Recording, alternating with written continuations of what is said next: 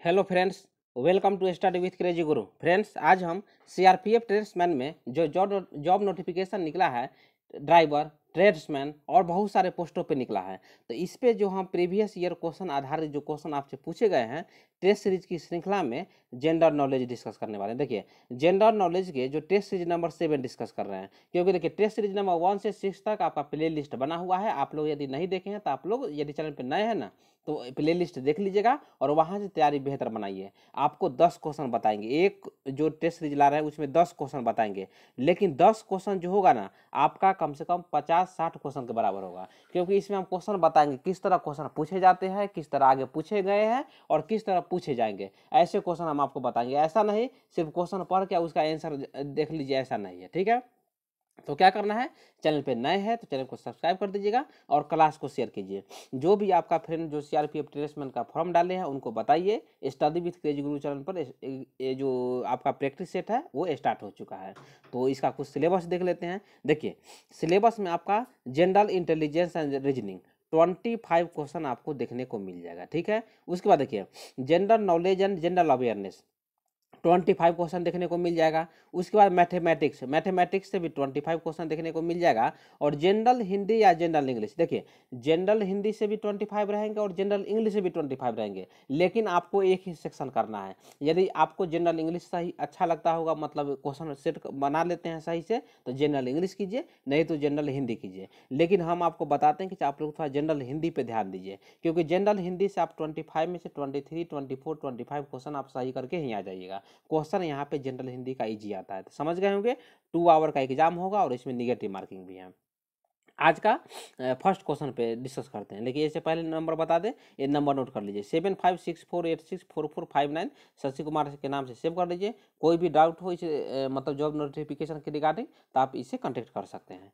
तो आज का फर्स्ट क्वेश्चन है। फर्स्ट क्वेश्चन क्या है? फर्स्ट क्वेश्चन है, कांग्रेस ने 1937 के चुनावों में भाग लेकर कितने प्रांतों में पूर्ण बहुमत मतलब प्राप्त किया? तो देखिए क्वेश्चन वीवीआई है, 11 प्रांतों में चुनाव हुआ था। तो जो कांग्रेस है आपका 7, मतलब जो कांग्रेस जो है ना, कांग्रेस जो है आपका 5 में फुल बहुमत बनाया था। कितने में? 5 में फुल बहुमत बनाया था। तो बताया ना कितने प्रांतों में पूर्ण बहुमत प्राप्त हुआ, तो 5 प्रांतों में पूर्ण बहुमत प्राप्त हुआ। तो ऑप्शन सी जो है करेक्ट आंसर है। तो इसके बारे में देख लेते हैं, और भी जितना महत्वपूर्ण जो क्वेश्चन आपसे पूछे जाएंगे सब डिस्कस करेंगे। तो देख लीजिए क्या है, कांग्रेस ने 1937 के चुनावों में भाग लेकर 5 प्रांतों में पूर्ण बहुमत प्राप्त किया। कितने में? 5 प्रांतों में। तो 5 प्रांत में देख लीजिए, मद्रास है, क्वेश्चन पूछ देगा आपसे, बम्बई है, ठीक है, बॉम्बे है, मद्रास है, उड़ीसा है, ठीक है, उड़ीसा हो गया, बिहार हो गया और संयुक्त प्रांत हो गया। तो 5 हो गया।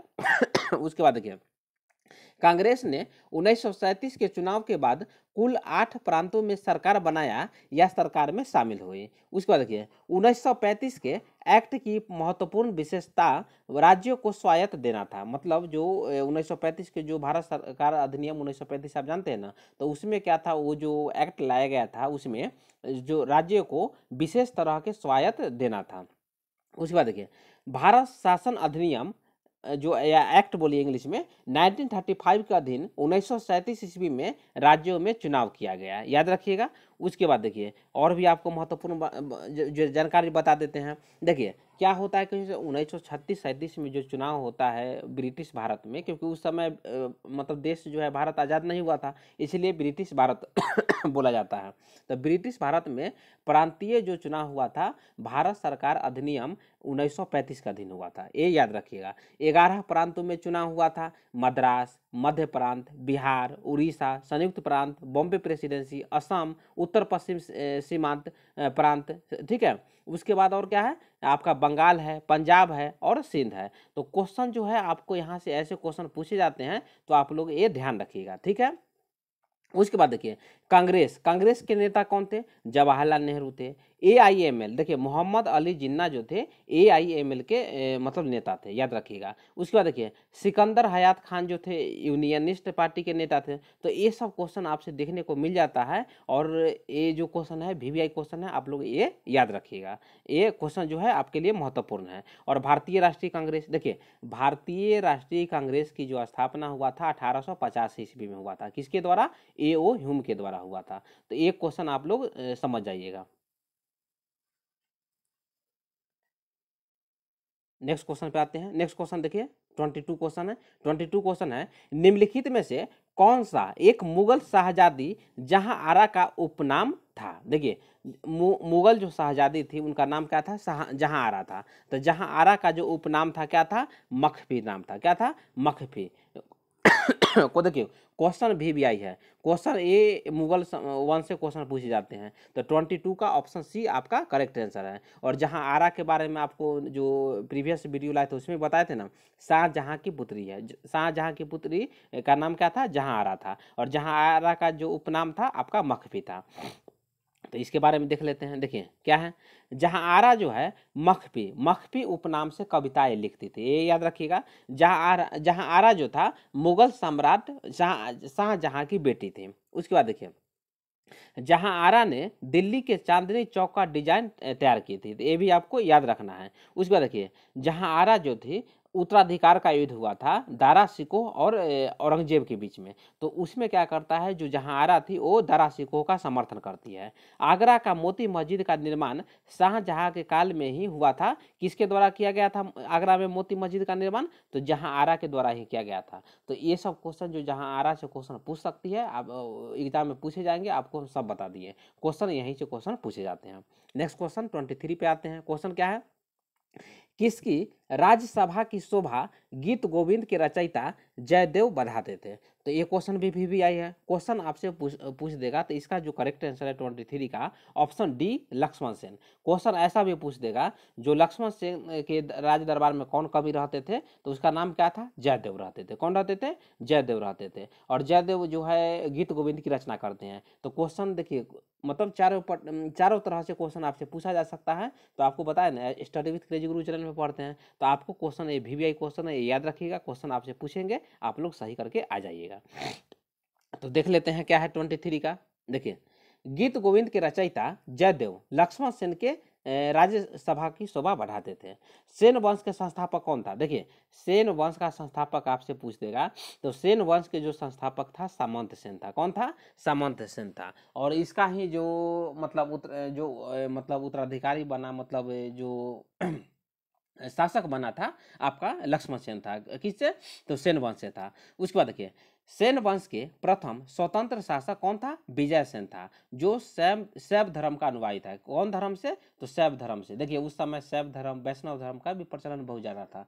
तो लक्ष्मण सेन था, जो मतलब जो विजय सेन था, शैव धर्म को मानता था। उसके बाद देखिए विजय सेन ने देवपारा में प्रधु मनेश्वर मंदिर का निर्माण करवाया। तो देखिए प्रधु मनेश्वर मतलब आपको बता दें, जिस शब्द में यदि लास्ट में ईश्वर शब्द आए ना, तो आप लोग समझ जाइएगा भगवान शिव को समर्पित वो मंदिर है। तो ये भगवान शिव का ही मंदिर है। किसके द्वारा निर्माण किया गया था? तो विजय सेन के द्वारा। कहाँ पे? देवपारा में।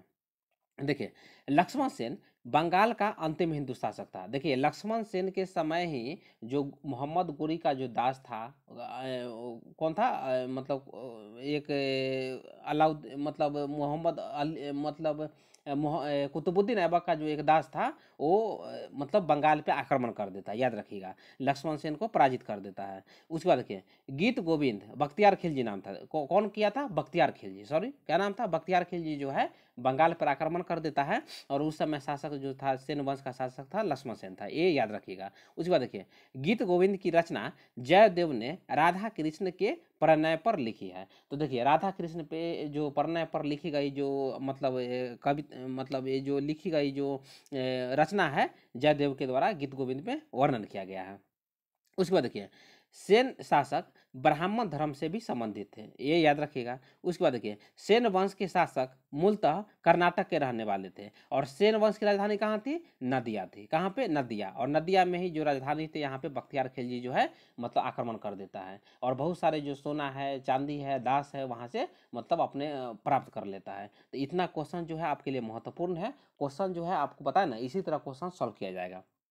नेक्स्ट क्वेश्चन पे आते हैं 24 क्वेश्चन। क्वेश्चन है कांची का विख्यात कैलाशनाथ जो मंदिर है किसने बनाया था? तो किसने बनाया था? नरसिंह वर्मन द्वितीय। मतलब ऑप्शन ए करेक्ट आंसर हो जाएगा। 24 का ऑप्शन ए करेक्ट आंसर हो जाएगा। कैलाशनाथ जो मंदिर है कांची में है उसका जो निर्माण किया गया था नरसिंह वर्मन द्वितीय द्वारा करवाया गया था, ये याद रखिएगा। उसके बाद देखिए देखिए नरसिंह वर्मन द्वितीय ने राजा सिंह, आगम प्रिय और शंकर भक्त की उपाधियां धारण की थी। तो देखिए उस समय जो शासक थे कहीं विजय प्राप्त करते थे तो अपने आप को एक उपाधि धारण करते थे। उपाधि से ये होता है कि अपने आप को दूसरे शासक से ऊंचा दिखाई देना, मतलब दूसरे शासक से ऊंचा दिखाना। इसलिए जो पहले के शासक थे वो उपाधि धारण करते थे, याद रखिएगा। उसके बाद देखिए कैलाशनाथ मंदिर को राज सिद्धेश्वर मंदिर भी कहा जाता है। उसके बाद देखिए एलोरा का कैलाश मंदिर, एलोरा का जो कैलाश मंदिर है उसका जो निर्माण करवाया था कृष्ण प्रथम ने करवाया था। तो ये क्वेश्चन भी आई है, क्वेश्चन आपसे पूछे जाएंगे, ये पॉइंट याद कर लीजिएगा। उसके बाद देखिए भारत का सबसे बड़ा गुफा मंदिर एलोरा का जो कैलाश मंदिर है, याद रखिएगा। तो क्वेश्चन जो था आपका 24 बता दिए, इतना क्वेश्चन आपके लिए महत्वपूर्ण है। नेक्स्ट क्वेश्चन 25 क्वेश्चन पे आते हैं। 25 क्वेश्चन है भाखड़ा नांगल बांध बना है, बताइए। देखिए भाखड़ा नांगल बांध जो है आपको कंक्रीट डैम है, कौन है? देखिए ये नोट कर लीजिएगा, कंक्रीट डैम है। ऐसा क्वेश्चन आपसे देखने को मिल जाएगा। और ये जो भाखड़ा नांगल बांध है ना उसको जो पंडित जवाहरलाल नेहरू थे, पंडित जवाहरलाल नेहरू ने आधुनिक भारत का मंदिर कहा। देखिए आधुनिक भारत का मंदिर जो भाखड़ा नांगल बांध को किसने कहा था? तो जवाहरलाल नेहरू जी ने कहा था। तो क्वेश्चन आपसे यहाँ से भी पूछ जाएगा। तो क्वेश्चन पूछा है भाखड़ा नांगल बांध बना है तो सतलज नदी पर बना है। कहाँ पे? सतलज नदी पर बना है और कंक्रीट डैम है। तो इसके बारे में और भी महत्वपूर्ण क्वेश्चन आपको बता देते हैं। देखिए जितना भी बताए थे सब आपके लिए महत्वपूर्ण आपको बता दिए। उसके बाद देखिए भारत का सबसे ऊंचा बांध कौन है? टिहरी बांध है और इसकी जो ऊंचाई है 261 मीटर। कितना है? 261 मीटर है। तो देखिए क्वेश्चन आपसे ऐसा क्वेश्चन पूछा जाएगा, याद रखिएगा। उसके बाद देखिए बहुउद्देशीय नदी घाटी परियोजना का जो मूल उद्देश्य होता है सिंचाई करना होता है, उसके बाद बिजली उत्पादन करना होता है और बाढ़ नियंत्रण करना होता है। तो क्वेश्चन जो है आपके लिए महत्वपूर्ण क्वेश्चन है, ये याद रखिएगा। नेक्स्ट क्वेश्चन जो वीवीआई क्वेश्चन, देखिए एक क्वेश्चन हम वीवीआई लिख देते हैं क्योंकि एक क्वेश्चन आपको देखने को मिलेगा स्टेट लेवल एग्जाम हो या सेंट्रल लेवल एग्जाम हो, क्वेश्चन ये पूछे गए हैं तो क्वेश्चन में ही आंसर छिपा हुआ है और बहुत सारे स्टूडेंट है ना थोड़ा सा कंफ्यूज हो जाते हैं, ये याद रखिएगा। क्वेश्चन क्या है? 26 का क्वेश्चन है मरमा गोवा पतन कहाँ स्थित है? तो गोवा में स्थित है। ऑप्शन सी जो है करेक्ट आंसर है।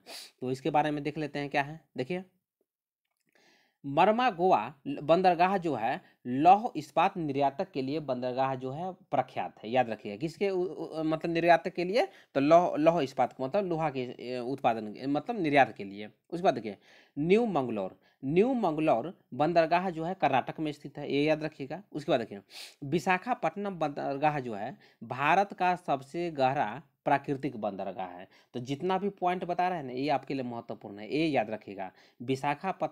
विशाखापट्टनम जो बंदरगाह है भारत का सबसे गहरा प्राकृतिक बंदरगाह है। उसके बाद देखिए कांडला बंदरगाह कहाँ पे? गुजरात में स्थित है। बंदरगाह जो है ज्वारीय बंदरगाह के लिए प्रसिद्ध है। ज्वारीय बंदरगाह क्या है आपका?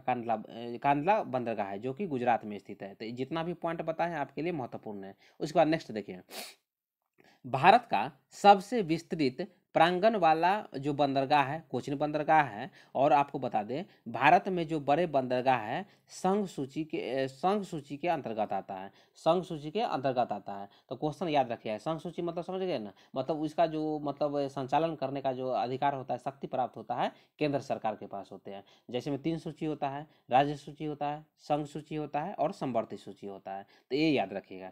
नेक्स्ट क्वेश्चन 27 पे आते हैं। क्वेश्चन क्या है? क्वेश्चन है 27 का, निम्नलिखित प्रसिद्ध पुस्तकों में से कौन सी ऑस्टिन के साथ संबंधित है? ऑस्टिन के साथ संबंधित कौन सी पुस्तक है? द लेक्चर्स ऑन जीव स्प्रेंडिस नाम है। तो ऑप्शन जो है 27 का ऑप्शन ए करेक्ट आंसर हो जाएगा। क्या हो जाएगा? ऑप्शन ए करेक्ट आंसर हो जाएगा। तो इसके बारे में देख लेते हैं क्वेश्चन और बता देते हैं क्वेश्चन। देखिए उसके बाद देखिए लेवियाथन, लेवियाथन पुस्तक के लेखक कौन है? थॉमस हॉब्स है। उसके बाद देखिए थॉमस हॉब्स इंग्लैंड का राजनीतिक विचारक थे, याद रखिएगा। उसके बाद क्या है? सोशल कॉन्ट्रैक्ट, क्वेश्चन ये पूछा जाएगा, ये क्वेश्चन भी आई है। सोशल कॉन्ट्रैक्ट पुस्तक के जो लेखक है कौन नाम है? रूसो है। कौन है? रूसो। तो ऐसा क्वेश्चन आपको देखने को मिला है, क्वेश्चन आता है, आएगा और आता रहेगा, तो ये याद रखिएगा। नेक्स्ट क्वेश्चन 28 क्वेश्चन पे आते हैं। देखिए 28 क्वेश्चन क्या है?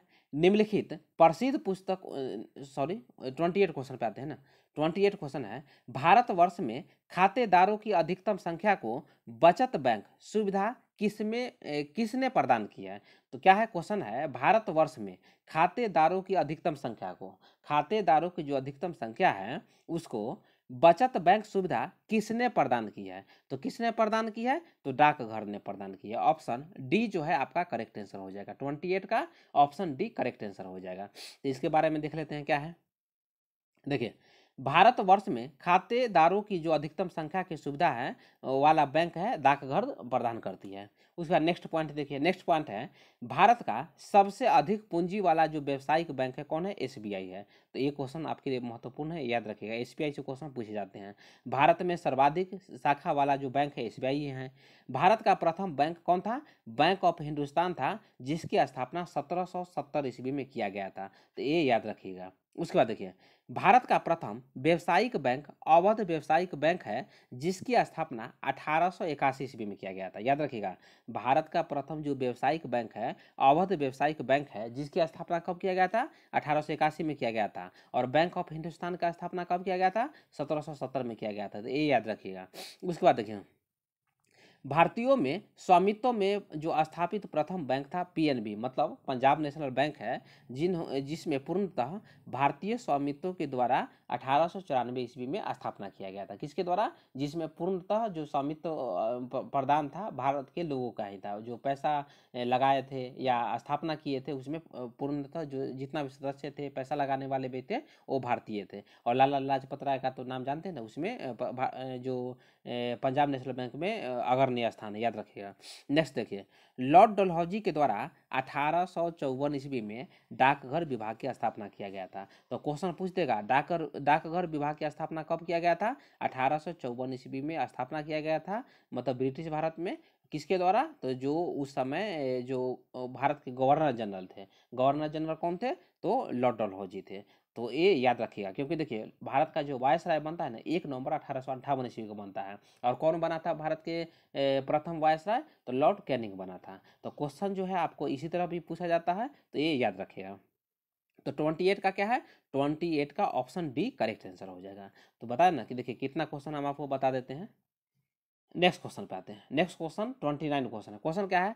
हर 2 वर्ष में राज्यसभा के कितने सदस्य जो होते हैं सदन से निवृत्त होते हैं, मतलब सेवानिवृत्त, मतलब रिटायर होते हैं। तो 29 का क्या हो जाएगा? कितना सदस्य? कुल सदस्यों के 1/3, मतलब 29 का ऑप्शन बी जो है करेक्ट आंसर हो जाएगा। मतलब 1/3 जो सदस्य है प्रत्येक 2 साल पर सेवानिवृत्त होते हैं। तो ये क्वेश्चन बहुत सारे एग्जाम में पूछे गए हैं, तो आपसे भी ये क्वेश्चन पूछे जाएंगे, याद रखिएगा। तो 29 का ऑप्शन बी करेक्ट आंसर हो जाएगा। देखिए 29 का ऑप्शन बी करेक्ट आंसर हो जाएगा। तो देख लेते हैं क्या है। देखिए आपको बता दें, देखिए भारतीय संविधान के जो अनुच्छेद है मतलब अनुच्छेद 80 के अंतर्गत राज्यसभा का गठन किया जाता है। और राज्यसभा जो है एक अस्थाई सदन है, और इसे उच्च सदन भी कहा जाता है। तो क्वेश्चन पूछ देगा राज्यसभा के जो राज्यसभा को अस्थाई सदन कहते हैं, इसे आप मतलब इसे भंग नहीं किया जा सकता है। लोकसभा अस्थाई सदस्य होते हैं, अस्थाई सदन होते हैं, इसे जो लोकसभा है लोकसभा को भंग किया जा सकता है। लेकिन जो राज्यसभा है राज्यसभा को भंग नहीं किया जा सकता, याद रखिएगा। संसद के 3 सदन होते हैं, तो संसद में 3 सदन होते हैं, क्या क्या? राष्ट्रपति, राज्यसभा और लोकसभा होते हैं। तो राज्यसभा जो है आर्टिकल 80 में आता है। उसके बाद देखिए, राज्यसभा में राज्यों की जो अधिकतम संख्या होती है 250 हो सकती है, लेकिन वर्तमान में 245 सदस्य है। 245 सदस्य है। 233 जो है, 233 आपका राज्य और केंद्र शासित प्रदेश से है, और 12 सदस्य जो है कला क्षेत्रों में, आपका कला, साहित्य, विज्ञान और सामाजिक क्षेत्रों में जो उपलब्धि हासिल किए रहते हैं, वो सदस्य को राष्ट्रपति द्वारा 12 सदस्यों को क्या किया जाता है, मनोनीत किया जाता है। तो क्वेश्चन जो है आपको यहाँ से क्वेश्चन पूछे जाएंगे। जितना भी महत्वपूर्ण क्वेश्चन आपको बता दिए, क्वेश्चन आपको राज्यसभा से इतना क्वेश्चन पूछे जाएंगे। समझ गए होंगे। नेक्स्ट क्वेश्चन पे आते हैं। नेक्स्ट क्वेश्चन जो कि आज का लास्ट क्वेश्चन है, लेकिन उससे पहले आपको बता दें, थोड़ा सा और पॉइंट याद कर लीजिए। देखिए, राज्यसभा के सदस्य के लिए जो आयु की न्यूनतम सदस्य है 30 वर्ष होना चाहिए। देखिए, क्वेश्चन आपको बहुत क्वेश्चन आपको मतलब डाउट रहता है। देखिए, राष्ट्रपति बनने के लिए जो सदस्यों की जो न्यूनतम उम्र होना चाहिए, न्यूनतम उम्र बताना चाहिए, बताते हैं, मतलब कम से कम उम्र होना चाहिए आपका 35 ईयर, मतलब 35 वर्ष होना चाहिए। 75 बोलते हैं, 35 वर्ष। राष्ट्रपति बनने के लिए 35 वर्ष कम से कम उम्र होना चाहिए, ये याद रखिएगा। और आपको राज्यसभा में सदस्य बनने के लिए 30 वर्ष होना चाहिए। कितना? 30 वर्ष। और लोकसभा में सदस्य बनने के लिए 25 वर्ष होना चाहिए। कितना?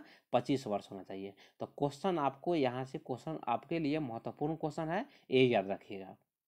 समझ गए। और देखिए, आपको क्वेश्चन थोड़ा डाउट आता होगा, सर प्रधानमंत्री बनने के लिए न्यूनतम उम्र कितना होना चाहिए। देखिए, प्रधानमंत्री बनने के लिए न्यूनतम उम्र 25 वर्ष होना चाहिए। कितना? 25 वर्ष भी होना चाहिए और 30 वर्ष भी होना चाहिए। तो बोले सर क्यों? क्योंकि देखिए, यदि आप लोकसभा मतलब मतलब प्रधानमंत्री बनते हैं, लोकसभा के सदस्य है तो 25 वर्ष होना चाहिए, ठीक है। और राज्यसभा के सदस्य है तो 30 वर्ष होना चाहिए, ये याद रखिएगा। और आपको बता दें, प्रधानमंत्री मोदी जी लोकसभा के सदस्य है, वो मतलब प्रधानमंत्री है। और जो आपका जो मतलब मनमोहन सिंह जो प्रधानमंत्री बने थे, वो राज्यसभा से थे। किससे? राज्यसभा से वो सदस्य बने थे, मतलब प्रधानमंत्री बने थे। तो क्वेश्चन आपको जानना जरूरी है, बहुत सारे स्टूडेंट को ये पता नहीं होगा, तो क्वेश्चन आप याद रखिएगा। और बता दें, आपको पहले भी बता दिया है, राज्यसभा अस्थायी सदस्य होते हैं और राज्य के प्रतिनिधि सभा होते हैं राज्यसभा। उसके बाद देखिए, राज्य विधान परिषद, देखिए जो मतलब 2 वर्ष पर 1/3 सदस्य जो है राज्यसभा से क्या करते हैं, आपको मतलब क्या करते हैं, मतलब आपको मतलब सेवानिवृत्त होते हैं। आज का लास्ट क्वेश्चन पे आते हैं। लास्ट क्वेश्चन क्या है? कागज पर पेंसिल को लिखते समय किस प्रकार का बल लगाया जाता है? तो किस प्रकार का बल लगाया जाता है बताइए? तो घर्षण बल लगाया जाता है। किस तरह का बल लगाया जाता है? तो घर्षण बल। ऑप्शन सी जो है 30 का करेक्ट आंसर हो जाएगा। तो बता दें, बहुत सारे स्टूडेंट को ये क्वेश्चन पता नहीं होगा, तो आप याद रखिएगा, कागज पर पेंसिल से लिखते समय जो बल लगता है, घर्षण बल लगता है। ऑप्शन सी करेक्ट आंसर है। इसके बारे में देख लेते हैं क्या है। देखिए, कागज पर पेंसिल से लिखते समय घर्षण बल लगाया जाता है। घर्षण के बल के कारण ही हम चल पाते हैं। देखिए, घर्षण बल के कारण ही हम जो पृथ्वी पर चल पाते हैं, याद रखिएगा, नहीं तो पैर स्लिप हो जाएगा, याद रखिएगा। गाड़ी के पहियों को खुरदरा घर्षण बल को बनाए रखने के लिए बनाया जाता है, तो ये याद रखिएगा, ये लोग आप लोग जानते होंगे। उसके बाद देखिए, घर्षण बल कम करने पर चलना मुश्किल होता है, याद रखिएगा। उसके बाद देखिए, पृथ्वी के द्वारा किसी वस्तु पर अपने तरफ खींचने के लिए जो बल लगाया जाता है, उसे क्या कहा जाता है? उसे हम गुरुत्वाकर्षण बल कहते हैं, याद रखिएगा। उसके बाद देखिए, गतिज बल। गतिज बल किसे कहते हैं? गति में रहने के लिए जो बल लगाया जाता है, उसे गतिज बल कहते हैं। तो देखिए, क्वेश्चन आपको ऐसा ही क्वेश्चन देखने को आपको मिल जाएगा, तो ये पॉइंट आप लोग देख लीजिएगा। और बता दें कि जो क्वेश्चन जो है, आपको इसी तरह क्वेश्चन आपको CRPF टेरेसमेंट में पूछ जाएंगे। तो यहाँ पे study with crazy YouTube channel पे आपका रीजनिंग भी स्टार्ट है, उसके बाद मैथमेटिक्स भी स्टार्ट हो जाएगा, उसके बाद GK GS आ ही रहा है, और हिंदी भी आ रहा है, जनरल हिंदी भी आ रहा है। तो आप लोग तैयारी में नहीं जुड़े हैं, तो आप लोग सही से तैयारी लग जाइए, क्योंकि जुलाई में इसका पेपर जो डेट है आ चुका है। तो मिलते हैं नेक्स्ट वीडियो में। जय हिंद, जय भारत।